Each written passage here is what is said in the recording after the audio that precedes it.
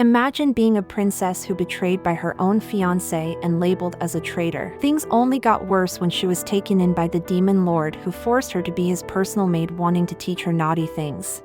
In a large, eerie forest, a girl runs quickly but stumbles. A group of soldiers pursuing her becomes scared, revealing a demon lord in the forest who dislikes humans. Upon receiving a message about the girl's proximity, the soldiers resume the chase. As the girl runs, she apologizes to someone named Natalia and collapses near a distant house. The next day, Alan discovers a newspaper reporting a missing woman from another country. He investigates the forest, finding the girl instead of a monster. Aware of the soldiers hiding nearby, Alan, who is actually the demon lord, confronts them. The soldiers, oblivious to his identity, demand the girl, claiming she is a criminal. Despite their threats, Alan uses magic to surprise and defeat them. The demon lord then manipulates their memories and sends them away as puppets. Alan continues watching the girl, now known as Charlotte's, skeptical of her alleged criminal status. He peruses a paper that alleges her engagement to the prince of the Nara's kingdom, branding her a traitor. Charlotte denies the accusations,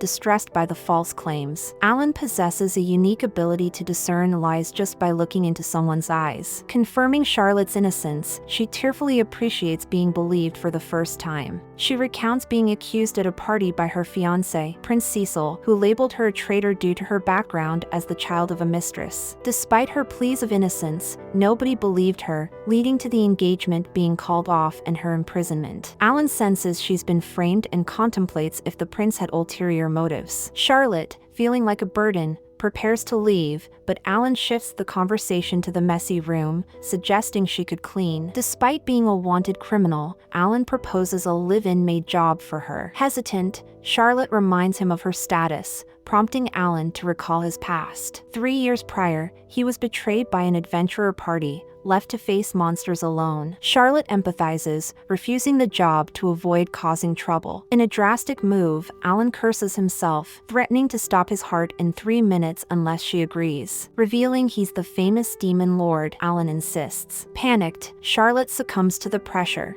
becoming Alan's maid. Impressed by her cleaning skills, Alan recalls the roughness of her hands, but she acted more like a servant. Charlotte mentioned her main task was floor polishing, while Alan used magic to tidy up. He admitted not knowing how to keep a place clean. For her next chore, Alan had nothing specific and allowed her free time until dinner, expressing no worry about theft. Alan let Charlotte be as he worked, balancing his inclination to help with his aversion to socializing. Anticipating Charlotte's eventual weariness and departure, he focused on his hobby of correcting magical theory research papers. After hours of work, Alan was surprised to find Charlotte counting wood floor grains behind him. She explained she chose this oddly specific activity as she lacked hobbies due to bridal training and chores. Charlotte revealed her dissatisfaction with bridal training and a recent happy memory involving her little sister Natalie bringing bruised fruit as a rare treat. Alan pondered why his appearance seemed scary to her. Alan reminisced about his enjoyable times at a magical academy, causing mischief with questions and experiments. Thinking Charlotte should have fun,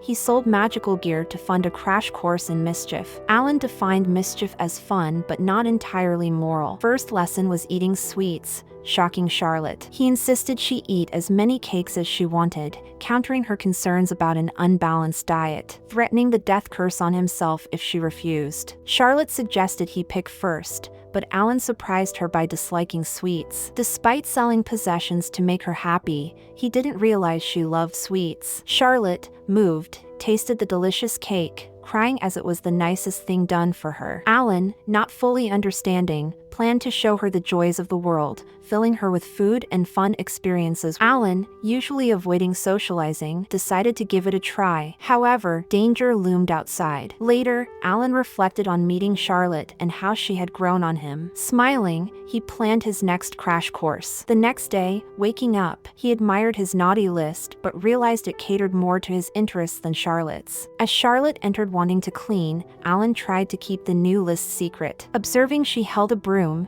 he questioned her intent, and she expressed a desire to clean. Grateful for her diligence, Alan told her it was okay to take it easy. Charlotte, used to the routine, offered to be of use. Alan thought about her unjust treatment at the Duke's mansion, infuriating him. Suddenly, a voice greeted them from outside, and Alan rushed to find a Catwoman named Mayek from Satyrus Delivery Service, introduced Charlotte as his new maid, who calls Alan the Demon Lord. She saw herself in a recent newspaper, and she gets scared, but Mayek says not to worry, as their company values customers. They enter the house, and Mayek hands Alan's delivery. She asks why Alan doesn't live in town. He says there are too many people. Alan recalls a childhood incident in the forest, kids scared of the Demon Lord. Alan asks if her company handles mail orders. She offers a catalog. Alan tells Charlotte to choose. She picks items, and he places the order. She promises to pay, but Alan insists. Mayek jokes about ending the Demon Lord's tyranny, and she agrees, feeling indebted. Mayek delivers goods ordered by both.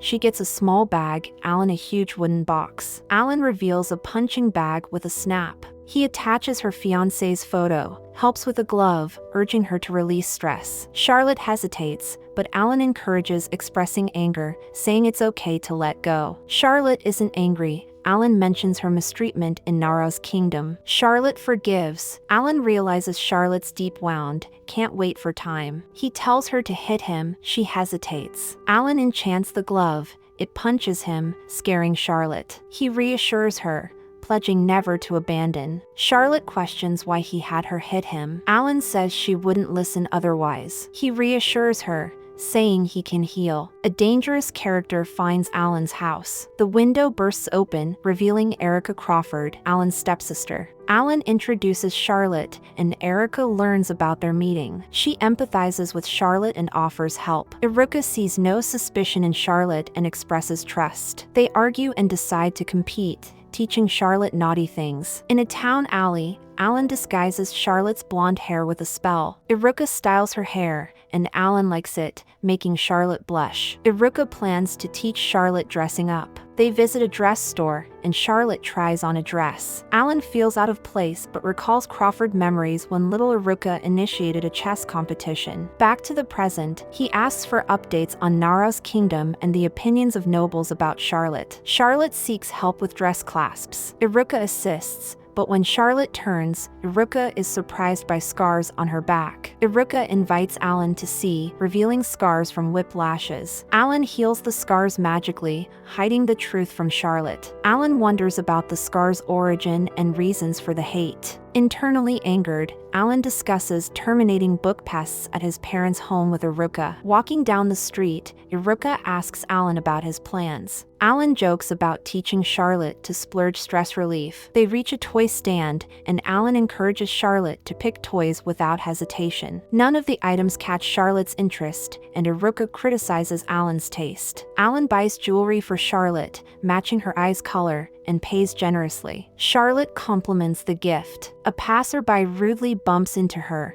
attracting attention from a gang. They insult Charlotte and want her to stay with them for a night. Alan subdues them but calms down to not scare Charlotte. He apologizes, expecting her to leave, but she stays, finding him likable. A golem, Meji, appears, angry about Alan defeating his gang. Alan recognizes him, and Meji apologizes, bowing. The gang members try to provoke Meji, but he silences them. Iruka explains Alan graduated from a prestigious magical academy at 12. Alan became a teacher at the academy after graduating due to his prodigious abilities. The next day, Iruka and Mayek find Alan gloomy. Previous night, Alan and Charlotte discussed paying her for work, but she felt undeserving. After much convincing, Charlotte accepted the pay but expressed a desire to go to town alone. In the present, Alan regrets letting her go alone and seeks advice from Iruka and Mayek. Charlotte is now in town, disguised, with Alan,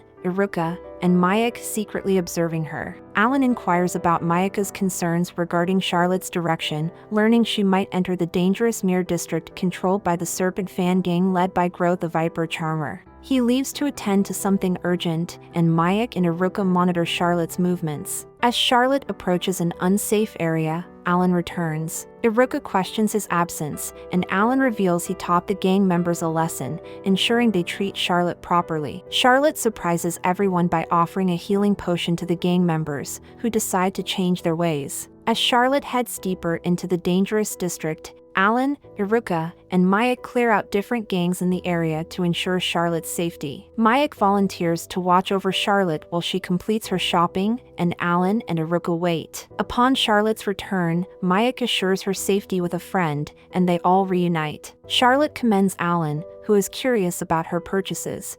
The jewelry shop owner, Charlotte's acquaintance, commends Alan, and Charlotte reveals that everyone in town is talking about him. She mentions that he provided a sense of safety by removing gang members from the district. The woman praises Alan, considering him a rare catch, and commends Charlotte for choosing him as her boyfriend, causing embarrassment. Charlotte reveals her purchases from a new store, presenting them as gifts to Mayek and Hirotta, who appreciate the gesture. Feeling left out, Alan asks if she got something for him, but Charlotte couldn't find a suitable gift. Alan assures her he'd appreciate anything from her and apologizes if he sounded otherwise. Charlotte, unfamiliar with his preferences, notices a part of his robes that needs mending and offers to fix it. She suggests he share his likes so she can choose a better gift next time, and Alan agrees, sensing a peculiar feeling in his heart and vowing to cherish every moment with Charlotte. This just the first part. Stay tuned for second part of this recap.